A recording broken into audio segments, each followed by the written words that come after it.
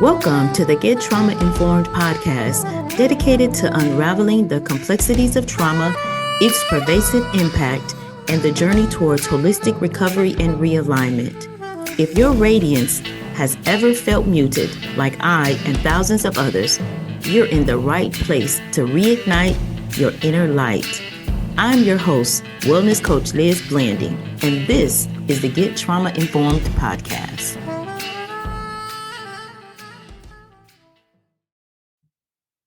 Hi, and welcome to another episode of Mini Trauma Recovery Talks. And I tell you all, some days I get so excited to come back and have a conversation with you about some of the aha moments that I'm even experiencing, not only in my recovery from trauma, but also on the other side of that. In trauma recovery, and also what's so very, very important is that we do not relapse, that we stay in recovery. So that's called relapse prevention. And that's where I live right now, right?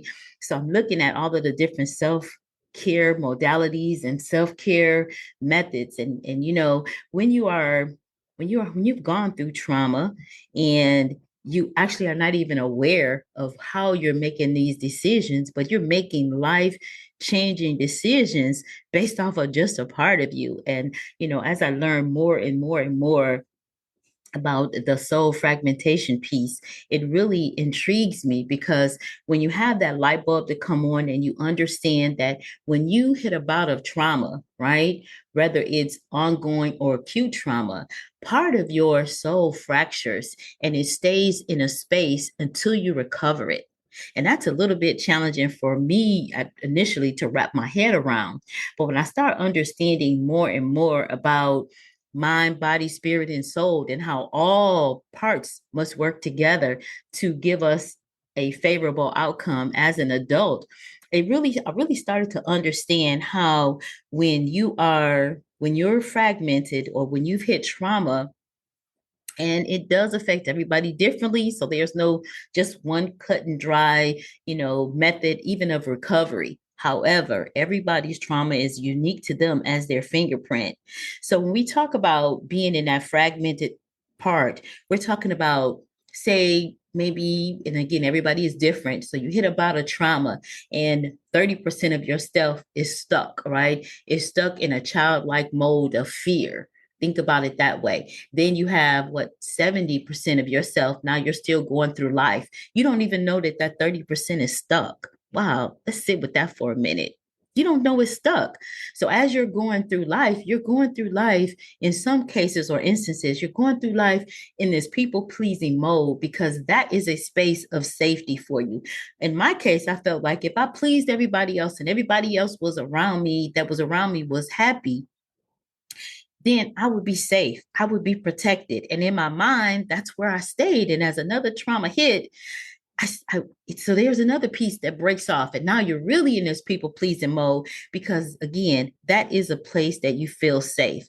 You're not making the decisions based off of 100% of yourself. So as we grow into an adult, we still have the parts of us. We have the inner child, the inner adolescent, and the inner adult.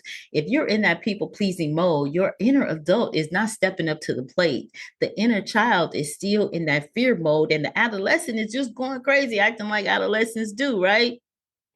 So let's talk about that a little bit. Okay, so that means that we're in turmoil within ourselves. We have not let go. We have not walked through recovery. And recovery, even in recovery, you're still pulling that piece back. In my case, I had to make sure and reassure my inner child that the inner adult is now here. And I'm going to make decisions based off of the circumstances, based off of not reacting, but responding, right?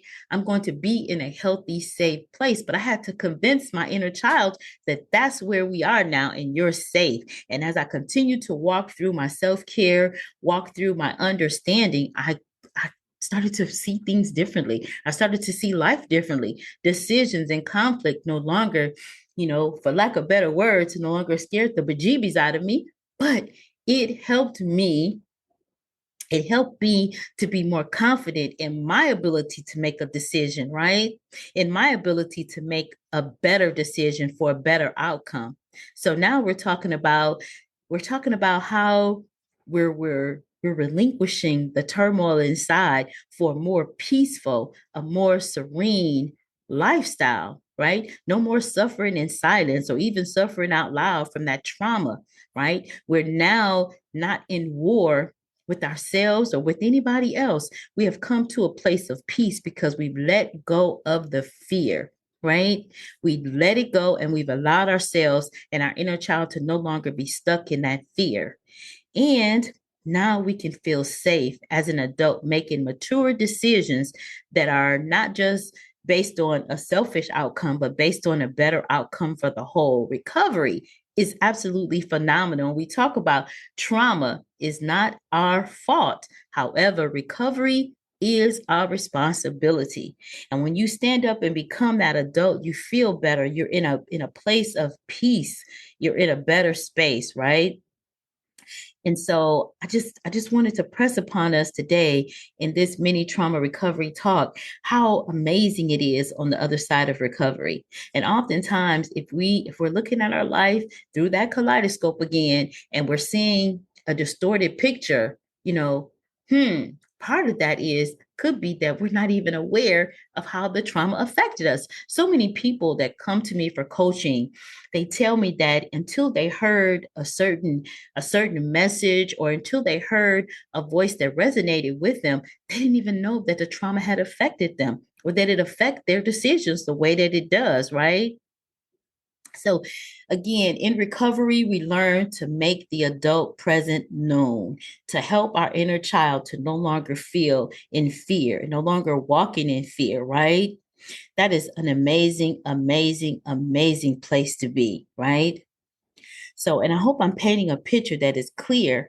And if I can be honest to say that my inner adult showed up, when my inner adult showed up, my inner child finally could find peace. Finally, and it's there is a method of reparenting yourself, but where you're always allowing your adult to reassure your child, your inner child, that you are okay and that you're not going anywhere. So now the fear of abandonment can also be broken up and you're no longer making decisions based on being afraid. I can recall in some of my instances when I was in a bad relationship, but I was afraid of being alone. So I continued to take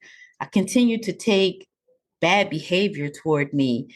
Um, I didn't end the relationship well because if you all go back to read my books, you'll see where my thought of mine was if you leave, you die, right? Because watching my mother go through domestic violence and watching her story of her having to escape, and then still almost losing her life, that's the story, the narrative that was in my head. So I couldn't just come and say, hey, this is not working out. This is not a good relationship because that fear was there, right? So, hmm. So if you are walking through life and making decisions based on fear, you're not serving yourself well, you're not serving anybody well. And that's why we go back to why recovery is so important, right? And why it's important that you do reparent yourself if as your child or your inner child has never felt safe.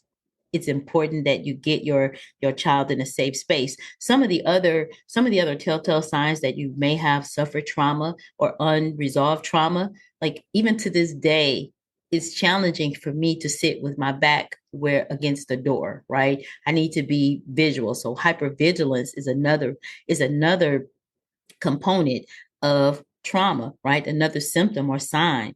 But again, you can walk into that freedom. You can walk into that recovery, right? You can walk into that and you can make conscious decisions and make an adult decision. So I'm just really, really excited that I can share this recovery journey with you and that people are resonating with the message, right? It's a conversation that we're having over here, and more people are starting to understand the whole tagline of trauma not being your fault, but recovery being your responsibility. it is absolutely amazing on the other side of recovery. All right. I hope this helped. I hope this was me pouring my heart out. And this was me saying, hey, you're not in it alone. We are in this recovery journey together. All right. Until next time, I'll talk with you soon. Bye for now. It's time to buckle up. No more suffering in silence. Our Power Pack journey to recovery and realignment starts now. Remember, you were collateral damage on someone else's warpath. Trauma is not your fault. Recovery, however, is your responsibility. I'm your host, Wellness Coach Liz Blanding, and this is the Get Trauma Informed podcast.